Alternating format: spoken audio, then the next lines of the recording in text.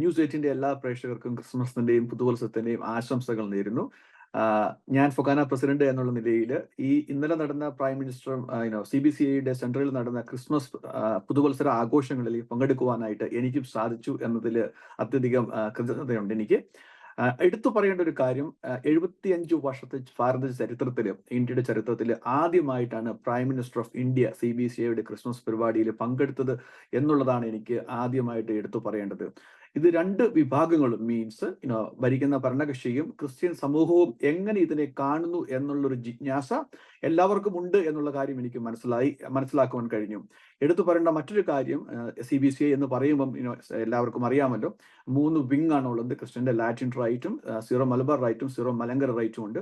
ഈ 3 റൈറ്റ്സിന്റെയും കാർഡിനൽസ് ഇന്നലെ സന്നിഹിതരായിരുന്നു. അതോടൊപ്പം സ്പെഷ്യൽ ഇൻവൈറ്റി ആയിട്ട് ഈയിടെ കാർഡിനലായ ശ്രീ മാത്യു കൂവക്കാട് കാർഡിനലും ഉണ്ടായിരുന്നു എന്നുള്ളത് എടുത്തു പറയാൻ ആഗ്രഹിക്കുന്നു. അതോടൊപ്പം മറ്റ് archbishop emeritus Shri Mar ആലഞ്ചേരിയും പിതാവും, അതോടൊപ്പം തന്നെ ഇപ്പോഴത്തെ കറന്റ് ആർച്ച് ബിഷപ്പായ റാഫേൽ തട്ടിൽ പിതാവും ഉൾപ്പെടെയുള്ള ഈ 3 വിങ്ങിലുമുള്ള ക്രിസ്ത്യൻ സമൂഹത്തിൽ നിന്നുള്ള എല്ലാ പ്രമുഖരായ എല്ലാ ബിഷപ്പുമാരും ഉണ്ടായിരുന്നു, ആർച്ച് ബിഷപ്പുമാരും ഉണ്ടായിരുന്നു എന്നുള്ളതും എടുത്തു പറയേണ്ട ഒരു കാര്യമാണ്.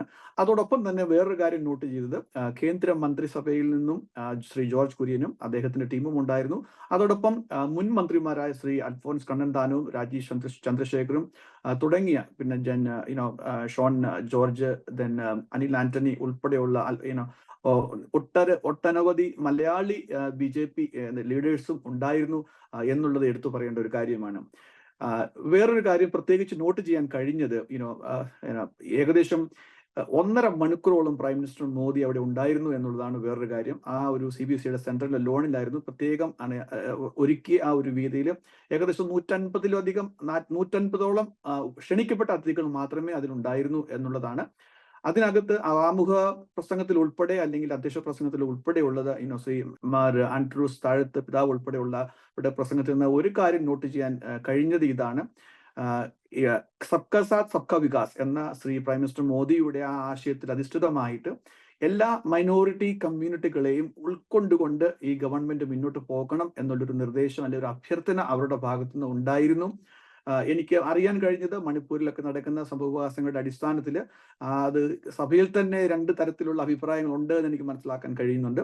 കാരണം ഒരു വിഭാഗം പറയുന്നു, ഇങ്ങനെയുള്ള സംഭവങ്ങളൊക്കെ നടക്കുമ്പം പ്രൈം മിനിസ്റ്റർ വിളിക്കണോ എന്നുള്ളൊരു ആശയം ഒരു ഭാഗത്ത് നിന്ന് വരുമ്പോൾ, മറുഭാഗത്ത് നിന്ന് പ്രൈം മിനിസ്റ്റർ ആണ്, അപ്പൊ അദ്ദേഹം വരുന്നത് വലിയൊരു ഒരു ലിങ്ക് ഉണ്ടാക്കാനായിട്ട് സാധിക്കും എന്നുള്ള കാര്യത്തിലുള്ള ചർച്ച എന്നുള്ള കാര്യങ്ങളൊക്കെ എനിക്ക് മനസ്സിലാക്കാൻ കഴിഞ്ഞു എന്നാണ് എനിക്ക് മനസ്സിലായത്. അതോടൊപ്പം ഇതിന് മറുപടി പറഞ്ഞ പ്രൈം മിനിസ്റ്റർ മോദി അദ്ദേഹത്തിന്റെ മറുപടിയിൽ ക്രിസ്ത്യൻ കമ്മ്യൂണിറ്റിയുടെ പ്രവർത്തനങ്ങളെ ശ്ലാഘിക്കുകയും എടുത്ത് അദ്ദേഹത്തിന്റെ ഭരണ നേട്ടങ്ങളെ പറ്റി പറയുകയും, അതോടൊപ്പം തന്നെ ഫാദർ തോമസ് ആണെന്ന് ഇരിക്കുന്നു, അഫ്ഗാനിസ്ഥാനിൽ നിന്ന് 10 വർഷം മുമ്പ് ഇങ്ങോട്ടേക്ക് കൊണ്ടുവന്നത്, ബന്ദിയായിരുന്ന അദ്ദേഹത്തെ മോചിപ്പിച്ചുകൊണ്ട് വന്ന കാര്യങ്ങളൊക്കെ പ്രൈം മിനിസ്റ്റർ മോദി അദ്ദേഹത്തിന്റെ മറുപടി പ്രസംഗത്തിൽ, അല്ലെങ്കിൽ ചീഫ് ഗസ്റ്റ് ആയിട്ട് വന്ന അദ്ദേഹത്തിന്റെ പ്രസംഗത്തിൽ എടുത്തു പറയുകയും ചെയ്തു. അതോടൊപ്പം തന്നെ അദ്ദേഹം ഈയിടെ കഴിഞ്ഞ ആഴ്ച ജർമ്മനിയിൽ നടന്ന ഭീകരവാദത്തിൽ 5-6 പേര് മരിക്കുന്ന കാര്യം, ക്രിസ്മസിന്റെ സെലിബ്രേഷനകത്ത് ഉണ്ടായ കാര്യങ്ങളെ പറ്റിയൊക്കെ എടുത്തു പറയുകയും, ഇങ്ങനെയുള്ള ഇൻസിഡന്റുകൾക്ക് ക്രിസ്ത്യൻ കമ്മ്യൂണിറ്റിയിൽ ഒരിക്കലും ഉണ്ടാവാൻ പാടില്ലാത്തതാണെന്ന് ക്രിസ്ത്യാനികളെയൊക്കെ ഓർമ്മിപ്പിക്കുന്ന തരത്തിലുള്ള ആ ഒരു കാര്യവും അദ്ദേഹത്തിന്റെ പ്രസംഗത്തിൽ എടുത്തു പറയുകയുണ്ടായിരുന്നു.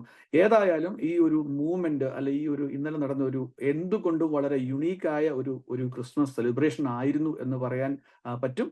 കാരണം ആദ്യമായിട്ടാണ്, മുമ്പ് പറഞ്ഞു കൊടുക്കുന്നതിന് 75 വർഷത്തെ ചരിത്രത്തിൽ ആദ്യമായിട്ടാണ് ഒരു ഇന്ത്യൻ പ്രൈം മിനിസ്റ്റർ CBCIയുടെ ഹെഡ്ക്വാർട്ടേഴ്സ്, അല്ലെ CBCIയുമായിട്ടുള്ള നടക്കുന്ന ക്രിസ്മസ് പരിപാടിയിൽ പങ്കെടുത്തത് എന്നറിയാൻ കഴിയും.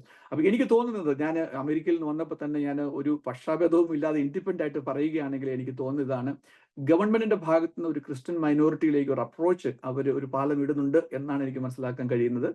അതോടൊപ്പം തന്നെ ക്രിസ്ത്യൻ മൈനോറിറ്റിയും അല്ലെങ്കിൽ മനസ്സിലാക്കുന്നുണ്ട് ഗവൺമെന്റുമായിട്ട് സഹകരിച്ച് പ്രവർത്തിക്കുന്നതിന്റെ ഇമ്പോർട്ടൻസ് എന്നാണ് എനിക്ക് മനസ്സിലാക്കാൻ കഴിയുന്നത്.